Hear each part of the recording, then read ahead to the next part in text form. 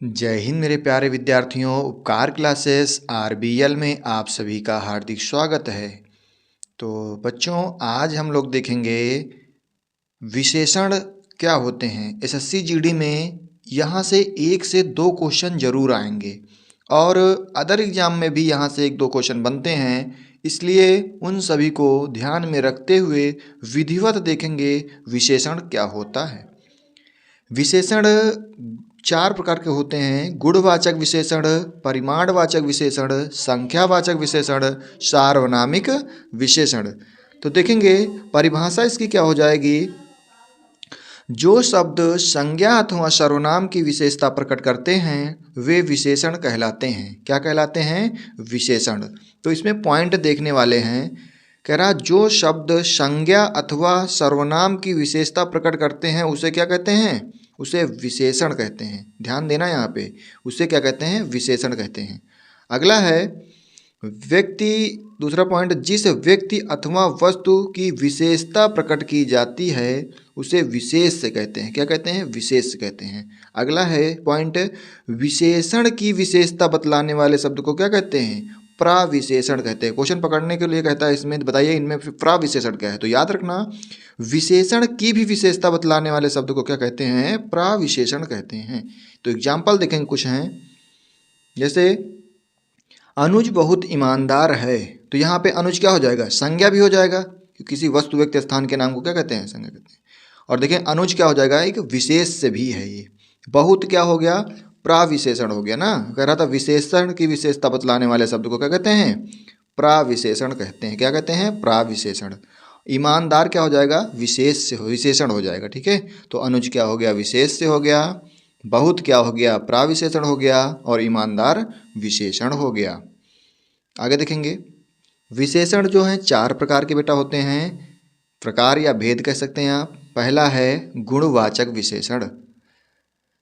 तो परिभाषा इसकी क्या हो जाएगी? जिन विशेषण शब्दों से संज्ञा अथवा सर्वनाम के गुण, दोष, आकार, रंग आदि का बोध होता है गुणवाचक विशेषण कहते हैं। इसमें क्या आता है?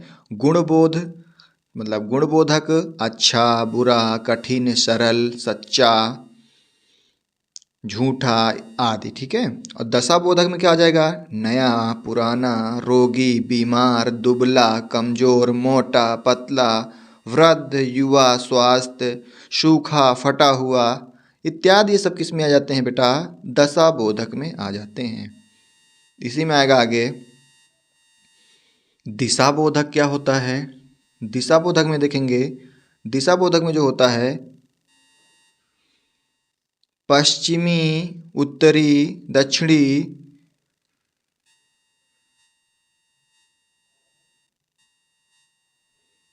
दक्षिणी, पूर्वी आदि। ठीक है। स्वाद बोधक में क्या होता है बेटा? मीठा, खट्टा, नमकीन, कड़वा, तीखा आदि सब किस में आ जाएंगे? स्वाद बोधक में आ जाएंगे। रंग बोधक में क्या आएगा? काला, गोरा, नीला, पीला, हरा, चमकीला आदि सब किस में आते हैं? रंग बोधक में आ जाते हैं। अगला है काल बोधक में क्या आएगा? प्राचीन, आधुनिक, ऐतिहासिक, पुराना आदि। ठीक है। स्थान बोधक में देखेंगे भारतीय हो गया, विदेशी हो गया, रूसी हो गया, चीनी हो गया, ग्रामीण हो गया इत्यादि सब किस में आते हैं? स्थान बोधक में आते हैं। और आकार बोधक में क्या आता है? बड़ा हो गया, छोटा हो गया, लंबा हो गया, चौड़ा हो गया, तिकोना हो गया, ये आदि करके ये सभी किस में आ जाएंगे? आकार बोधक में आ जाएंगे। देखेंगे बेटा इसके एग्जाम्पल कुछ। हमारी गाय काली है। रमेश एक बलवान युवक है। राधा मेधावी छात्र है। इसी प्रकार सब देख लेंगे आप। हमने नया घर बनवा लिया है। कमलेश सीधा आदमी है। पृथ्वी गोल है। रवि एक ईमानदार इंसान है। ठीक है। मेरे पास काली शर्ट है। विक्रम का कद छोटा है। चाय मीठी है। ये सब आप पहचान पाएंगे। अगला आएगा बेटा इसी में परिमाणवाचक विशेषण। परिमाणवाचक क्या होता है? जिन विशेषण शब्दों द्वारा संज्ञा, देखना जरा गौर से, जिन विशेषण शब्दों द्वारा संज्ञा की मात्रा, नाप, तौल का बोध होता है किंतु उन्हें गिन नहीं सकते। देखना बेटा, यहाँ से गिन नहीं सकते परिमाणवाचक विशेषण कहते हैं। इनके दो प्रकार होते हैं। कौन कौन होते हैं देखेंगे। निश्चित परिमाणवाचक विशेषण क्या होते हैं? जिन विशेषण शब्दों से संज्ञा की विशेष निश्चित मात्रा का बोध हो ना, जिन विशेषण शब्दों से संज्ञा की निश्चित मात्रा का बोध हो, निश्चित मात्रा हो, इसकी क्या हो? निश्चित मात्रा का बोध होता है, उसे क्या कहते हैं? निश्चित परिमाणवाचक विशेषण कहते हैं। आगे देखेंगे बेटा, जैसे 4 गज मलमल, ठीक है। 4 गज एक निश्चित है ना बेटा, 4 गज, 4 मीटर कपड़ा, 10 किलो घी, निश्चित है कि नहीं? निश्चित है। और 5 किलो चावल, 1 लीटर पेट्रोल, 4 लीटर पानी, 5 कुंटल गेहूँ, 1 लीटर दूध, ये सब क्या है? निश्चित है ना, निश्चित है बेटा। चलिए अगला देखेंगे। इसी में आता है अनिश्चित परिमाणवाचक विशेषण। क्या होता है?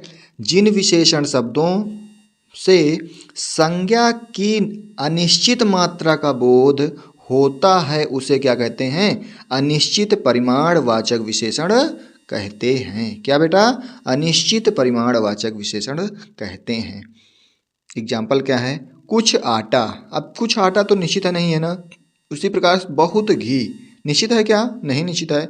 परिमाणवाचक तो है लेकिन क्या है? अनिश्चित परिमाणवाचक है। कहेंगे जैसे बहुत गेहूँ, कुछ शहद, थोड़ा चावल, ये सब क्या है? अनिश्चित परिमाणवाचक के अंतर्गत आते हैं। किसके अंतर्गत आते हैं? अनिश्चित परिमाणवाचक के अंतर्गत आते हैं।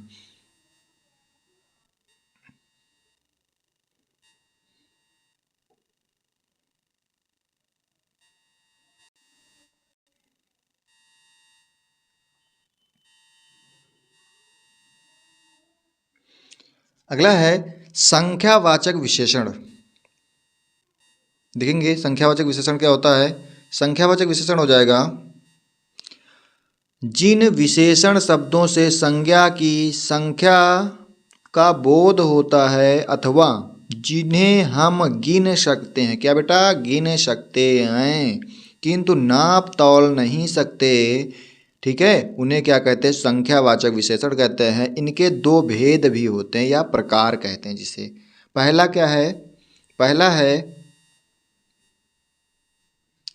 निश्चित संख्यावाचक विशेषण। क्या होता है? निश्चित। जिन विशेषण शब्दों से निश्चित संख्या का बोध होता है उन्हें निश्चित संख्यावाचक विशेषण कहते हैं। इनके 6 भेद होते हैं। आइए भेद पे देखते हैं कौन कौन होते हैं। पूर्णबोधक, यहाँ से बेटा क्वेश्चन बन जाता है, ठीक है। इस पूर्णबोधक इससे क्वेश्चन आपके बनेंगे। कह रहा है पूर्णबोधक क्या होता है? पूर्णबोधक 1, 10, 100, 1000, लाख, 4, 5 आदि, ये सब किसमें? पूर्णबोधक में आते हैं। अगला है अपूर्णबोधक। अपूर्णबोधक में देखेंगे अपूर्णबोधक क्या होता है। अपूर्णबोधक में होते हैं आधा, पौना, सवा, ढाई आदि, ठीक है, सब अपूर्णबोधक में आ जाते हैं। आगे देखेंगे दूसरा है क्रमवाचक। इसमें आता दूसरा, चौथा, 11वां, 5वां, 21वां आदि, ठीक है।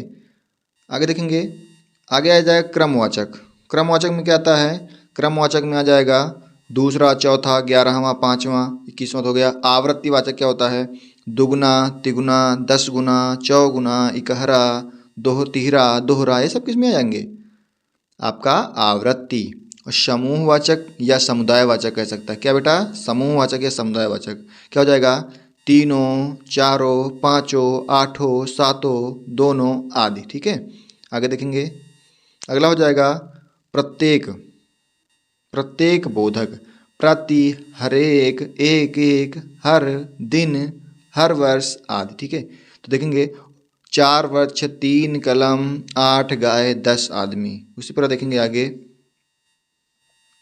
मेरी कक्षा में 4 लड़के हैं। अब यहाँ देखो बता रहा है आपसे मेरी कक्षा में क्या है? 4 लड़के हैं। वैसे प्रकार का उस पार्क में 12 पेड़ हैं।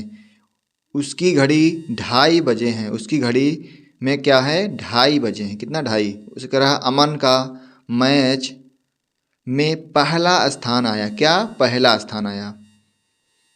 मेरे पास तिगुना रुपया है। दोनों भाई ईमानदार हैं। 10-10 आदमी, 5-5 घोड़े। ये सब किसके हैं? एग्जाम्पल देख सकते हैं। दूसरा है अनि अनिश्चित संख्यावाचक विशेषण। क्या होता है बेटा? अनिश्चित संख्यावाचक विशेषण देखेंगे, जिन विशेषण शब्दों से संज्ञा की अनिश्चित संख्या का बोध होता है उसे अनिश्चित संख्यावाचक विशेषण कहते हैं। जैसे अनेक वृक्ष। क्या? अनेक वृक्ष। बहुत रुपए। ठीक है। कुछ पुस्तकें। अगला है कुछ आदमी, बहुत पेन, असंख्य लोग। असंख्य मतलब क्या? अनिश्चित, गिन नहीं सकते बेटा इसको, अनिश्चित, असंख्य। आगे देखेंगे चौथा, सार्वनामिक विशेषण। क्या होता है? जब कोई सर्वनाम शब्द संज्ञा शब्द से पहले आकर विशेषण की तरह विशेषता प्रकट करता है उसे सार्वनामिक विशेषण कहते हैं। क्या कहते हैं बेटा? उसे सार्वनामिक विशेषण कहते हैं। जैसे 1 किलो घी, पानी, दूध, तेल, ये सब किसके हैं? निश्चित परिमाणवाचक। आप निश्चित माप तौल सकते हैं बेटा इसको, निश्चित है ना ये। और वहीं पे देखेंगे अनिश्चित संख्यावाचक क्या हो जाता है? एक आदमी, पेन, कुर्सी, पुस्तक, एक अनिश्चित संख्यावाचक हो जाते हैं। ठीक है। आगे देखेंगे, जैसे कह रहा कुछ घी, निश्चित अनिश्चित परिमाणवाचक में घूर आ जाता है। जैसे कुछ आदमी तो अनिश्चित संख्यावाचक में आ जाता है। उसी पर जैसे यह घड़ी मेरी है, तो यह क्या है? सर्वनाम है। घड़ी क्या है? संज्ञा है। ठीक है। जैसे यह घर मेरा है, कोई लड़का खेल रहा है, ऐसा आदमी नहीं देखा, ये सब क्या है? ये आदमी विश्वासी है। ये सब आप देख सकते हैं। ठीक है। अगला है तुलनात्मक विशेषण। तुलना की जाए, नीम कड़वा है। ठीक है। करेला नीम कड़वा है, करेला सबसे कड़वा है। इसमें बेटा तुलना की जाए तो अवस्थाएं आती हैं। अवस्थाएं होती हैं कौन कौन? मूलावस्था अधिक के लिए होता है। उत्तरावस्था क्या होता है? अधिकतर के लिए, अधिकार के लिए होता है। और उत्तमावस्था क्या होता है? अधिकतम के लिए होता है। ठीक है। उत्तमावस्था किसके लिए होता है? अधिकतम के लिए होता है। जैसे नोट क्या लिखा हुआ है इसमें देखेंगे, तुलनात्मक विशेषण की 3 अवस्थाएं होती हैं। देखना बेटा, यहाँ से क्वेश्चन काफ़ी उठते हैं। ठीक है। जैसे कौन कौन? मूलावस्था, इसमें विशेषणों का सामान्य प्रयोग होता है, यह किसी के साथ तुलना नहीं की जाती। यहाँ क्या होता है? यहाँ किसी के साथ तुलना नहीं की जाती है। जैसे राम एक वीर लड़का है या वीर बालक है। नीम कड़वा है, सीता एक सुंदर कन्या है। क्या? सीता एक सुंदर कन्या है। अंशु अच्छी लड़की है। ठीक है। आगे उत्तमावस्था क्या होता है? उत्तमावस्था उत्तरावस्था। उत्तरावस्था क्या होती है देखेंगे, इसमें 2 व्यक्तियों अथवा वस्तुओं की तुलना करके किसी एक की न्यूनता अथवा अधिकता बताई जाती है। जैसे राम श्याम से अधिक सुंदर है, करेला नीम से कड़वा है, अंशु अंशु से अच्छी लड़की है। अंशु कौन है? अंशु जो है अंशु आशु से अच्छी लड़की है। अंशु क्या है? आशु से अच्छी लड़की है। अगला तीसरा क्या हो जाएगा? उत्तमावस्था। उत्तमावस्था, इनमें दो से अधिक वस्तुओं या व्यक्तियों की तुलना की जाती है। इसमें एक की दूसरे सब वस्तुओं या व्यक्तियों से न्यूनता या अधिकता बताई जाती है। ठीक है। तो यदि दोस्तों आपको वीडियो अच्छी लग रही हो तो चैनल को सब्सक्राइब करें और लाइक भी करें। ठीक है। अपने दोस्तों में शेयर भी करें, क्योंकि आपके एक लाइक और शेयर से ही हमें मोटिवेशन मिलता है।